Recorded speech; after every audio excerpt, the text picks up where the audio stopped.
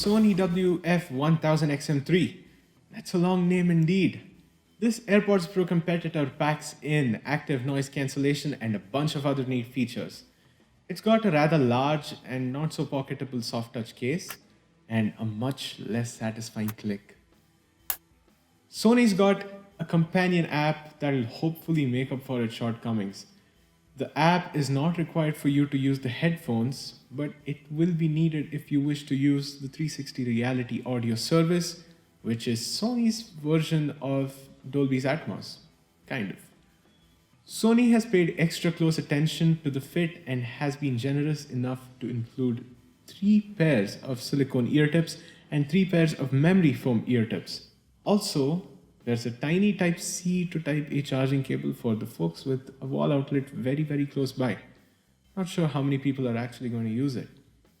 The active noise cancellation on this is definitely a notch above most other earphones out there, and it sure comes at a hefty price tag.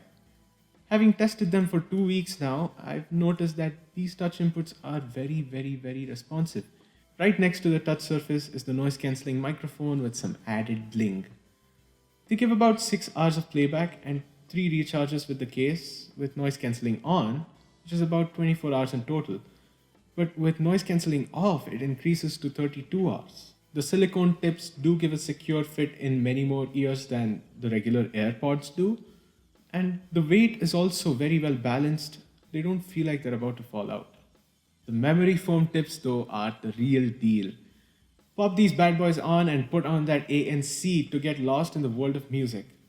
Tapping and holding the left earbud will momentarily bring you back into reality with that audio pass-through.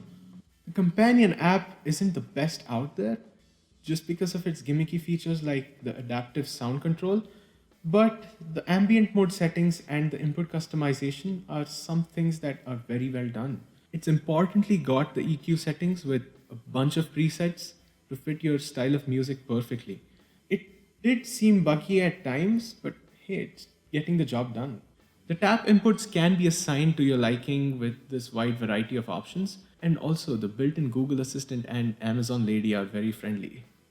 All in all, the only things that I felt these lack are wireless charging, water resistance, and multi-device support.